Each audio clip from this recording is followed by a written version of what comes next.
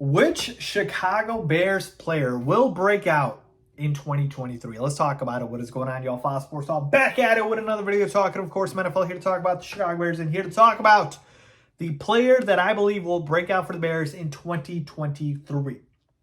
Now, let's do a little revisionist history here. All right, I made the exact same video, go look it up, of who I believe would break out in 2022. And my pick was, drumroll please, tight end Cole Kmet. And he did end up breaking out for the Chicago Bears last year, had a fantastic season, and now we are most likely going to extend him.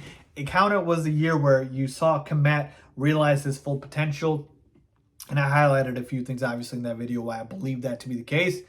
But just rest assured, not here bragging about it, but just saying, hey, I felt good about it last year. It finally happened. Nice to kind of see your vision coming true.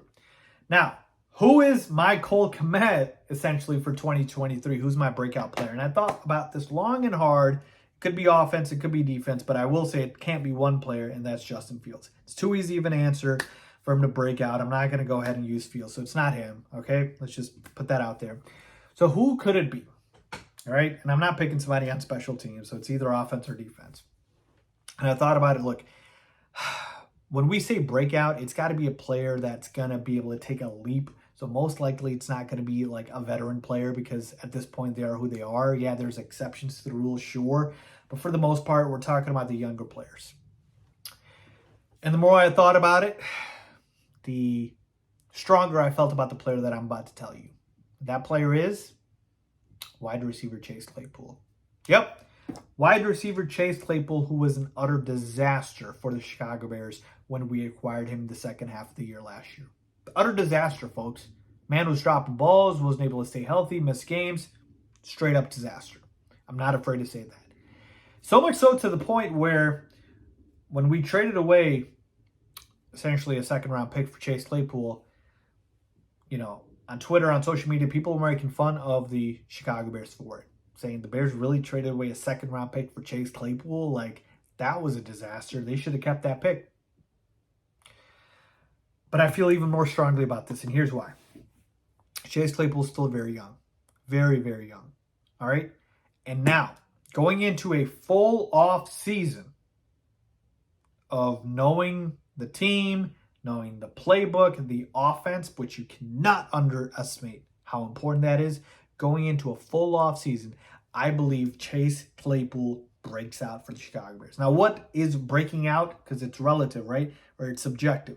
It could be what you think it is because Chase Claypool is not going to put up Tyreek Hill numbers, right? Because he's not a number one receiver in this offense. But for what the Bears need, I believe Chase Claypool, going back to his rookie year, put up 873 receiving yards and 9 touchdowns. That's kind of what, you know, breakout could be for Chase Claypool here. But I'm going to go ahead and say 800 to 1,000 receiving yards and at least 5 touchdowns is what I'm looking at for breakout. And here's why. One, like I said, the offseason. Full offseason, knows the offense now, is able to get into the system and be able to have the time to digest everything. That's reason number one. Reason number two, Chase Claypool is finally kind of fitting in to where we need him to. He's not a number one receiver. He's a number 2-3 receiver. When he had his kind of popped off rookie season with the Steelers, and by the way, he had 800 plus receiving yards the second year, so it wasn't a fluke. When he had that season with the Steelers, he had 2 other talented guys with him, which was Juju and Deontay Johnson. Now, not sure who really was the number one guy on that team. You could say it was Juju because he was like kind of the guy post AB. You could say maybe Deontay Johnson. It's hard to tell, but for whatever the case is, coming in as a rookie, he wasn't the number one guy. And that's kind of where Chase Claypool fits. Now he fits in the pecking order because you acquired DJ Moore, who's the number 1 undisputed receiver. Number 2 is most likely Darnell Mooney. And number 3 is Chase Claypool.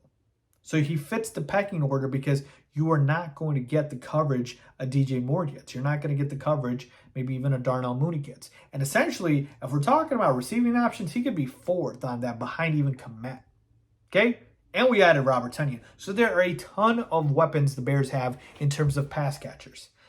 And him being slotted in as the third receiver is important. Why? Because it gives Chase Claypool, purpose on where he fits in with this team. He knows his role, and that's very important, okay?